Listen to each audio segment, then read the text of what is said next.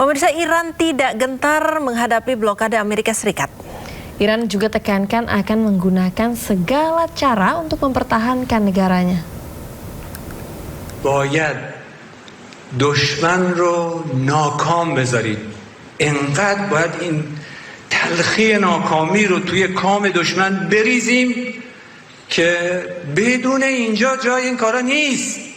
این که از اون ور دنیا بلند شه بیاد من نقشه کشور شما رو عوض میکنم. تو غلط میکنی. ما 10 نسل 20 نسل میجنگیم و حتما نمیذاریم همچین کاری اتفاق بیفته. تنها راه اینه که با زبان زور به اینا بفهمونید که نمیتونن کاری که میخوان رو انجام. Kita ke informasi selanjutnya, pemirsa. Pasukan Amerika Serikat di kapal induk USS George Bush terus memblokade pelabuhan Iran. Kapal-kapal tidak bisa masuk dan keluar dari pelabuhan Iran. Pasukan Amerika Serikat terus memblokade laut Iran siang dan malam. Hingga 24 Agustus 2026, pasukan Komando Pusat Amerika Serikat mengklaim telah mengalihkan 71 kapal komersial, melumpuhkan 3 kapal dan mengambil alih 2 kapal yang mencoba menembus blokade mereka. Lebih dari 40 kapal yang membawa bantuan kemanusiaan diizinkan melintas tanpa hambatan.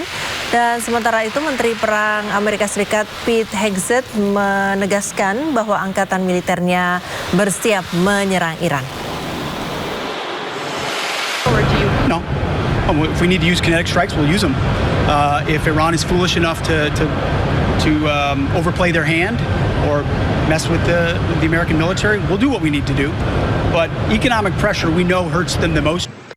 Pemirsa, perang di Timur Tengah semakin meluas. Iran mengancam akan menyerang pangkalan militer Amerika Serikat yang berada di Eropa.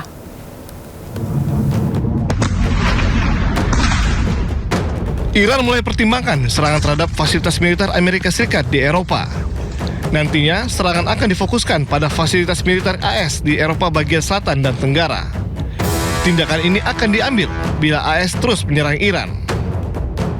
Salah satu yang menjadi target adalah Bulgaria, yang telah menyetujui penggunaan pangkalan udara Besmer untuk pesawat pengisian bahan bakar AS. Bulgaria pun telah bersiap menghadapi serangan Iran.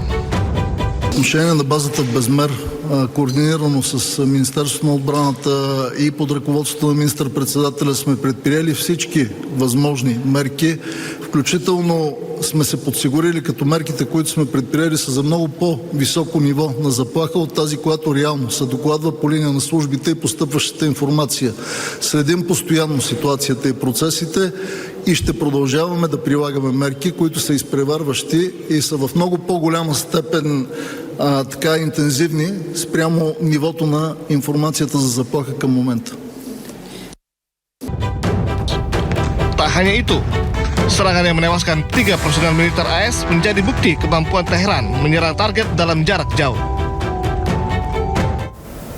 Pemirsa, Kepala Staf Angkatan Darat Pakistan Marsikal Lapangan Syed Asim Munir bertemu dengan pejabat tinggi Iran di Teheran pada Senin kemarin. Pertemuan ini adalah upaya lanjutan untuk memulai lagi diplomasi yang terhenti antara Amerika Serikat dengan Iran. Pemerintah Pakistan kembali mengirimkan delegasinya ke Iran sebagai bagian dari upaya Pakistan untuk mencapai solusi konflik di Timur Tengah serta mendorong perdamaian dan stabilitas regional. Delegasi Pakistan diwakili oleh Kepala Staf Angkatan Darat Pakistan Asim Munir dan Menteri Dalam Negeri Pakistan Mohsin Naqvi. Keduanya disambut di Teheran dengan beberapa pejabat tinggi Iran, yakni Ketua Parlemen Iran Muhammad Bagher Ghalibaf dan Menteri Luar Negeri Iran Abbas Araghchi. Kunjungan Pakistan ke Teheran ini sekaligus menandai babak baru terbukanya kembali hubungan diplomatik antara Washington dan Teheran untuk perdamaian.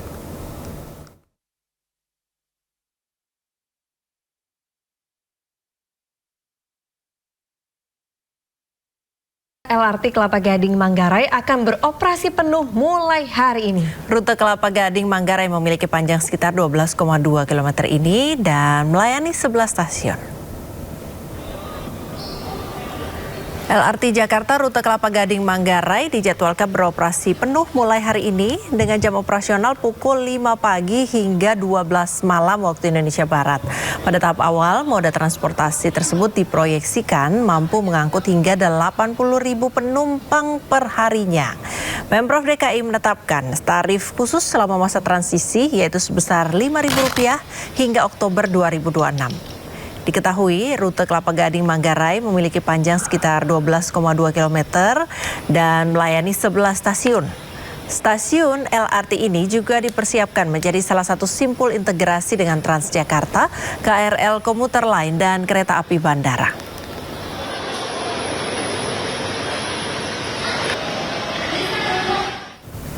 Dan untuk mengetahui situasi terkini di hari perdana operasional LRT Kelapa Gading Manggarai, kami telah terhubung dengan rekan Ismalia Meida Sari dan juru kamera Oki Mahendra yang kini berada di stasiun Manggarai, Jakarta Selatan.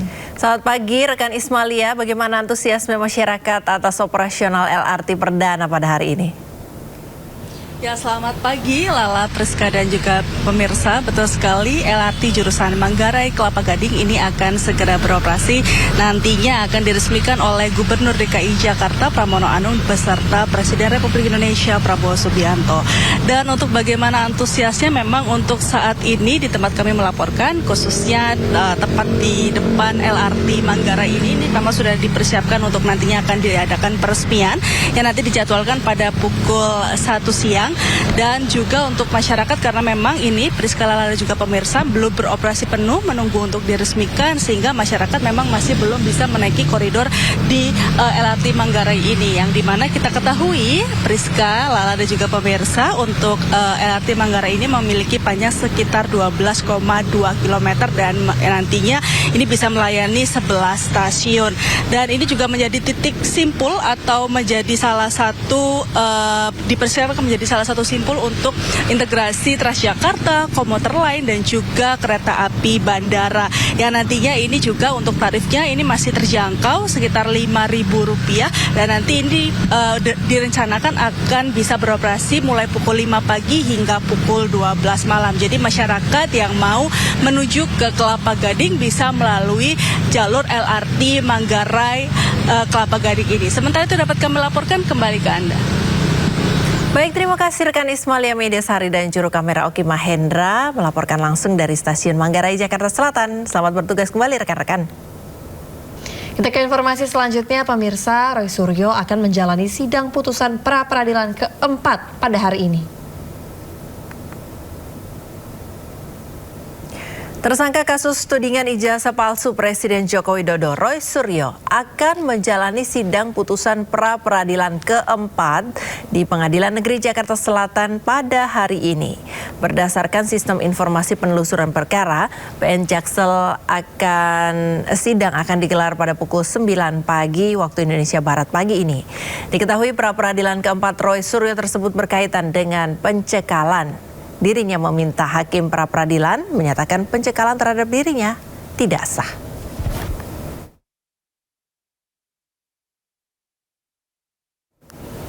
Pemirsa, untuk mengetahui suasana sidang di sana, kami telah terhubung dengan rekan Selena Yahya dan juru kamera Dila Aulia yang kini berada di Pengadilan Negeri Jakarta Selatan. Selamat pagi Selena, apakah sidang putusan Roy Suryo sudah bersiap untuk dimulai? Ya, selamat pagi Lala dan juga Priska. Dapat kami informasikan untuk sidang pra-peradilan keputusan untuk hari ini akan dimulai di jam 9. Dan berdasarkan pantauan kami memang dari pihak Roy Suryo dan juga tim kuasa hukum sudah mulai datang dari pukul 8.30. Dan untuk agendanya tersebut adalah putusan dari pra-peradilan keempat. Kalau kita lihat memang dari pra-peradilan pertama, kedua, ketiga, dan juga saat ini keempat memang masih berproses dan tentunya menghasilkan keputusan yang berbeda-beda dari mulai pra-peradilan pertama hingga pra-peradilan keempat yang nanti akan dibacakan keputusannya oleh majelis hakim begitu. Dan untuk sidang pra-peradilan keempat ini memang terkait dengan pencekalan dirinya untuk berpergian ke luar negeri. Kalau dilihat dari sidang sebelumnya yaitu sidang pra-peradilan ketiga, memang ini menuntut tentang ganti rugi kepada pihak Polda Metro Jaya senilai 206 juta. Namun untuk hari ini akan diadakan keputusan atau pembacaan keputusan sidang pra-peradilan yang keempat terkait dengan pencekalan dirinya menuju atau berpergian ke luar negeri. Sementara itu, Priska dan juga Lala. Ya baik, terima kasih Selana Yahya dan juru kamera Dila Aulia melaporkan langsung dari Pengadilan Negeri Jakarta Selatan. Selamat bertugas kembali rekan-rekan. Pemirsa, seorang ibu dan anaknya mencopet di sebuah toko pakaian di Pasar Tanah Abang, Jakarta Pusat. Pelaku bawa kabur uang hingga perhiasan senilai 30 juta rupiah.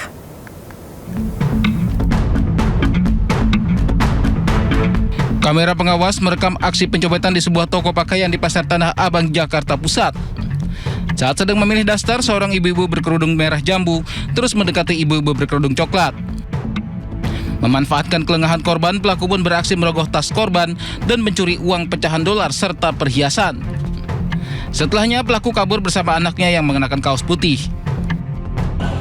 Korban kehilangan uang tunai 7 juta rupiah, uang asing pecahan 100 dolar Amerika Serikat, serta sepasang cincin pernikahan dengan total kerugian 30 juta rupiah. Anak korban langsung membuat laporan ke Polsek Metro Tanah Abang agar pelaku segera ditangkap. Pas lagi milih-milih, ibunya mepet mamaku kan. Terus habis itu dipepet, dia ambil kayak gini. Terus mamaku sadarnya itu pas naik ke atas mau beli pakaian dalam, udah gak ada duitnya. Apa aja yang kami? Ada uang sekitar 7 juta, 8 juta cash. Terus ada uang lagi 100 dolar. Terus sama cincin kawin ada 2. Tim Opsnal Reskrim Polsek Metro Tanah Abang juga telah mendatangi lokasi dan meminta keterangan dari sejumlah saksi. Petugas juga telah kantongi identitas pelaku serta periksa rekaman CCTV.